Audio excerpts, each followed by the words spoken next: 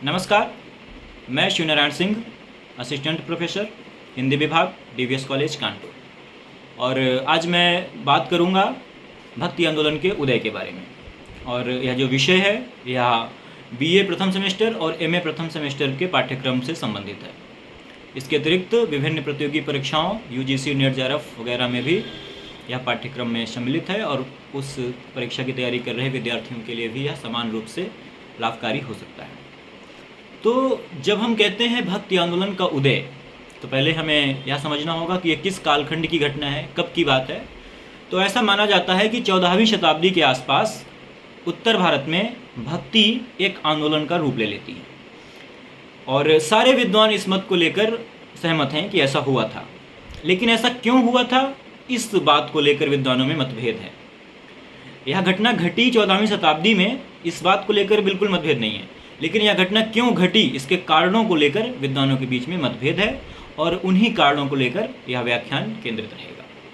तो इस विषय को लेकर या भक्ति आंदोलन के उदय की व्याख्या को लेकर मूल रूप से 4 तरह के मत प्रचलित हैं और उनके नाम हैं विदेशी प्रभाव या विदेशी व्याख्या, और दूसरा मत है मार्क्सवादी व्याख्या, तीसरा है विधेयवादी व्याख्या और चौथा है जिसे कहा जाता है ऐतिहासिक व्याख्या।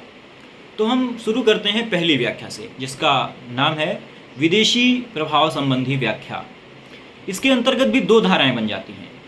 एक विद्वानों के वर्ग का मानना है कि जो भक्ति है यह विदेशियों के चलते तो भारत में आई ही, लेकिन विदेशियों में भी ईसाइयत की देन है, यानी ईसाई जो विदेशी थे उनके चलते भारत में भक्ति आंदोलन का उदय हुआ है।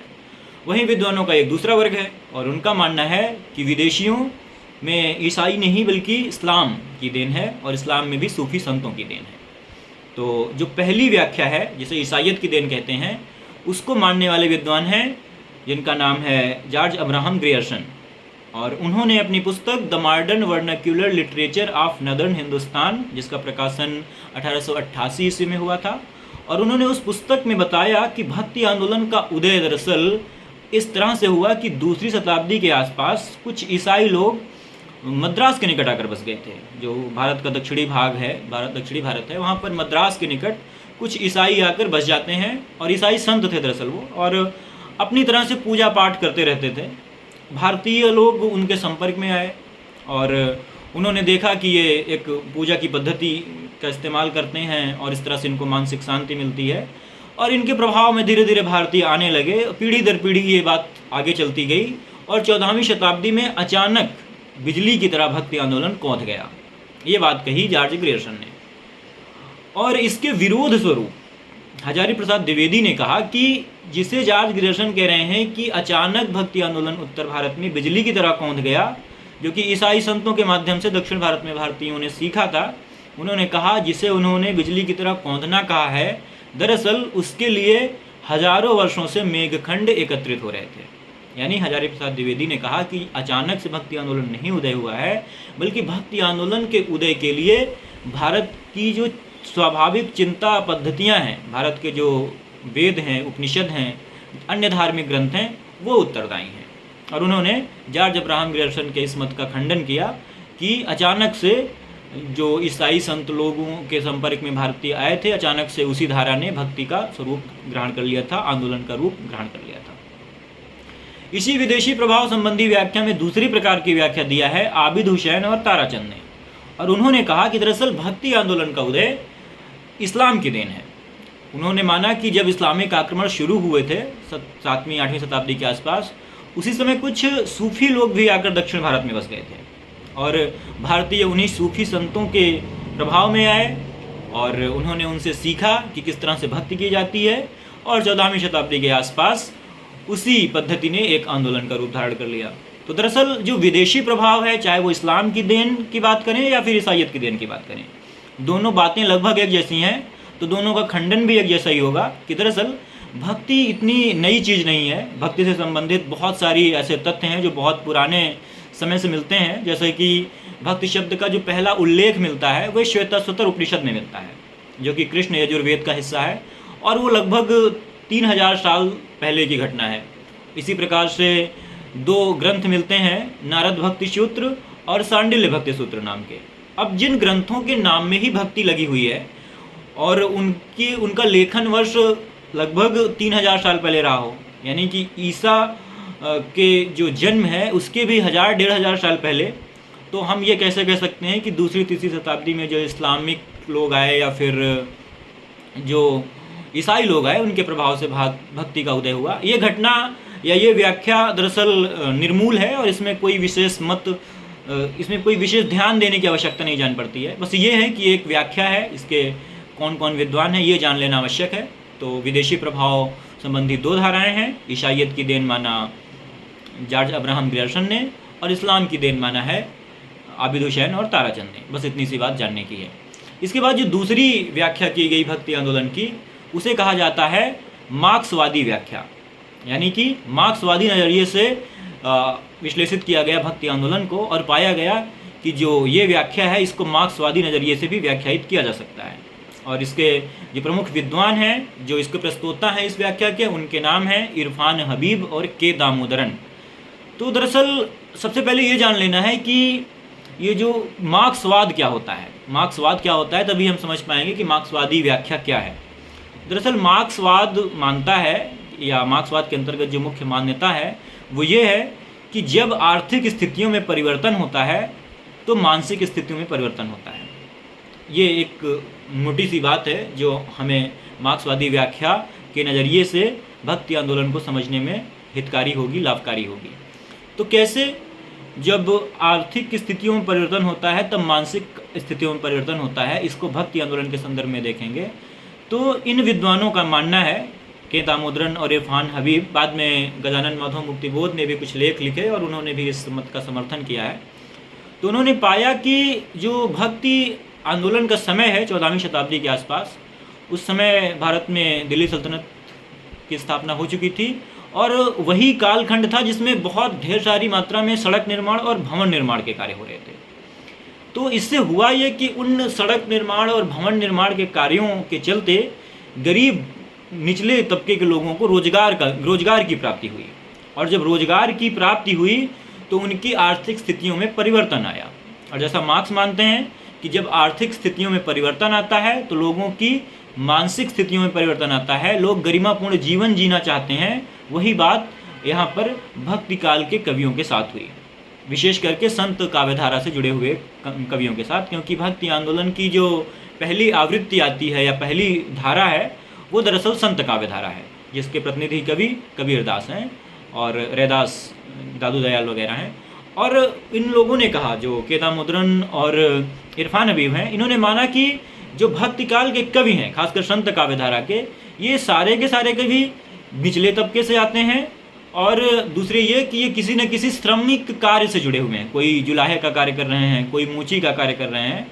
तो इनकी आर्थिक स्थितियों में परिवर्तन आया था और उसी आर्थिक स्थितियों में परिवर्तन के चलते इनकी मानसिक स्थितियों में परिवर्तन आया और ये गरिमापूर्ण जीवन जीने के लिए बेचैन हो गए, जिसके चलते भक्ति आंदोलन का उदय होता है, संत काव्यधारा का उदय होता है।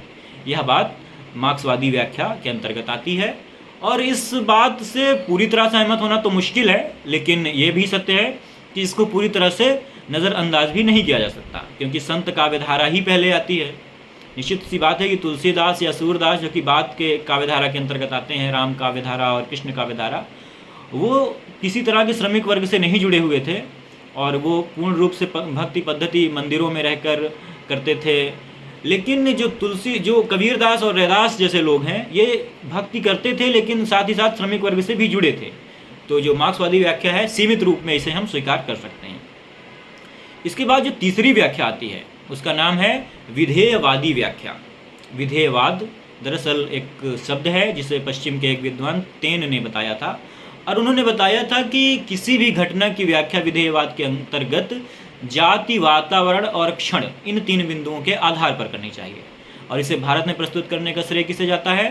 रामचंद्र शुक्ल को। तो रामचंद्र शुक्ल ने भक्ति आंदोलन के उदय संबंधी जो व्याख्या है उसे विधेयवादी नज़रिए से परखा और उन्होंने बताया कि भक्ति आंदोलन का उदय इस्लामिक आक्रमण की देन है।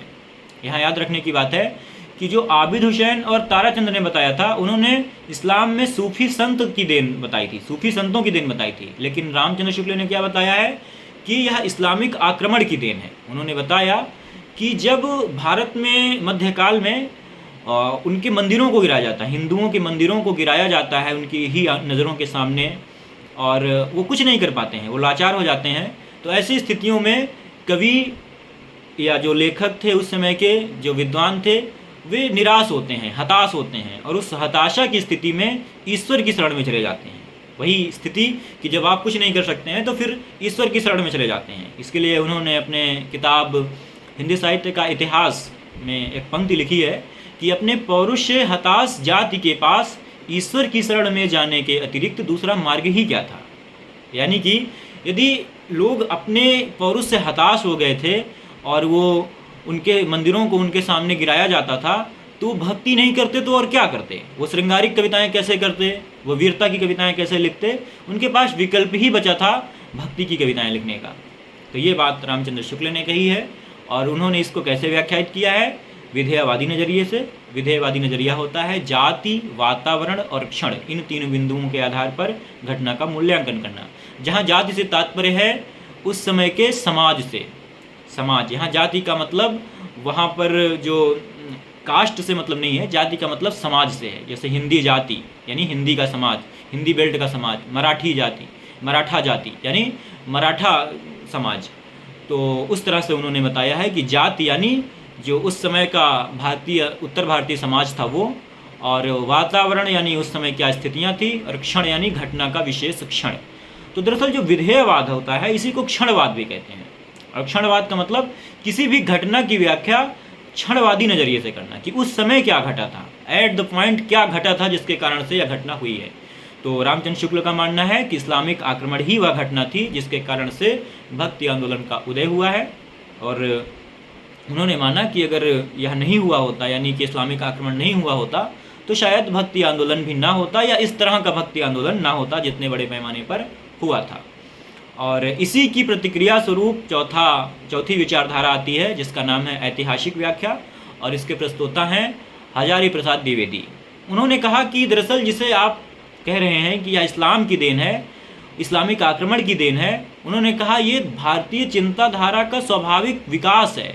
जो भारतीय चिंतन पद्धति रही है उसका स्वाभाविक विकास है। इस्लाम, उन्होंने एक शब्द वाक्य कहा अपनी इसी आलोचना पद्धति के क्रम में कि अगर इस्लाम नहीं भी आया होता तब भी भक्ति साहित्य का 12 आना वैसा का वैसा होता। अब 12 आना देखो उन्होंने किस लिए कहा है, क्योंकि 16 आना मतलब होता है 100 पैसे और 12 आना मतलब 75 पैसे, यानी कि 3/4। उन्होंने कहा कि अगर इस्लाम नहीं भी आया होता तो 3/4 जो भक्ति साहित्य है वो वैसा का वैसा ही होता। इसे शायद उन्होंने इस संदर्भ में कहा होगा कि जो 4 मुख्य धाराएं हैं, जैसे कि संत काव्य धारा जिसके प्रतिनिधि कवि कबीरदास हैं, और फिर जो प्रेमाश्रयी काव्य धारा आती है जिसे सूफी काव्य धारा भी कहते हैं, तो सूफी काव्य धारा के प्रतिनिधि कवि मलिक मोहम्मद जायसी हैं। और इसके बाद अगली जो धारा आती है उसका नाम है कृष्ण काव्य धारा जिसके प्रतिनिधि कवि सूरदास हैं, और फिर चौथी काव्य धारा है राम काव्य धारा जिसके प्रतिनिधि कवि हैं तुलसीदास जी। तो 4 धाराओं में से प्रतिनिधि कवि में से 4 प्रतिनिधि कवियों में से 3 प्रतिनिधि कवि हिंदू हैं, 1 प्रतिनिधि कवि मुस्लिम हैं। और दूसरा ये भी कि जो सूफी काव्य धारा है उसे प्रेमाख्यानक काव्य धारा भी कहते हैं, और उसमें ज़्यादातर जो कवि शामिल हैं वो मुस्लिम हैं। तो शायद ऐसा होता कि जो एक दूसरी धारा है वो ना आती, या वो फिर इतने ज़्यादा विकसित ना होती, लेकिन बाकी की 3 धाराएं तो विकसित होती ही होती, ऐसा मानना है हजारी प्रसाद द्विवेदी का। इसीलिए उन्होंने कहा कि जो भक्ति आंदोलन है दरअसल ये भारतीय चिंतन धारा का स्वाभाविक विकास है। और उन्होंने कहा कि भक्ति तो नारद भक्ति सूत्र, सांडिल्य भक्ति सूत्र, इन सब में भी है, श्रीमद् भागवत में भक्ति है, और श्वेताश्वतर उपनिषद जो कि कृष्ण यजुर्वेद का हिस्सा है, पहली बार भक्ति शब्द का उल्लेख ही वहाँ मिलता है। और सिद्धनाथ जैन जो आदिकाल की साहित्य धाराएं हैं, सिद्ध साहित्य, नाथ साहित्य, जैन साहित्य, विद्यापति के यहाँ भक्ति की रचनाएं मिलते हैं। तो ऐसा भी नहीं है कि भक्ति इसके पहले थी नहीं, और भक्ति आंदोलन का रूप जरूर लेती है। इस्लामिक आक्रमण ने उसमें एक उस उत्प्रेरक का कार्य किया है, लेकिन ऐसा भी नहीं कह सकते हैं कि इस्लामिक आक्रमण ना हुए होते तो भक्ति आंदोलन ही नहीं आता, ऐसा मानना है हजारी प्रसाद द्विवेदी जी का। और नामवर सिंह ने भी उनके इस मत का समर्थन किया है। तो अब हम समग्र रूप में अगर बात करें कि कौन सी घटना दरअसल सत्य में उत्तरदायी है भक्ति आंदोलन के उदय के लिए, तो पहली व्याख्या जो विदेशी प्रभाव की व्याख्या थी, जिसमें आबिद हुसैन और ताराचंद माला की जो इस्लामिक लोग आकर दक्षिण भारत में बस गए थे, सूफी संत, उनके चलते आया है वो व्याख्या। और इसके अतिरिक्त विदेशी प्रभाव के अंतर्गत ही जब जॉर्ज ग्रेशम ने कहा कि कुछ ईसाई लोग आकर बस गए थे, ये व्याख्या बिल्कुल निर्मूल है। इसके अतिरिक्त मार्क्सवादी व्याख्या और विधेयवादी तथा ऐतिहासिक व्याख्या, तीनों ही व्याख्याओं का संश्लिष्ट परिणाम है भक्ति आंदोलन। किसी एक घटना नहीं बल्कि तीनों घटनाओं का मिला जुला प्रभाव भक्ति आंदोलन को माना जा सकता है। और यहीं पर मैं इस व्याख्यान को अंत करता हूँ। इसके पश्चात आगे भी आपको इसी तरह के वीडियोज़ उपलब्ध होते रहेंगे। धन्यवाद।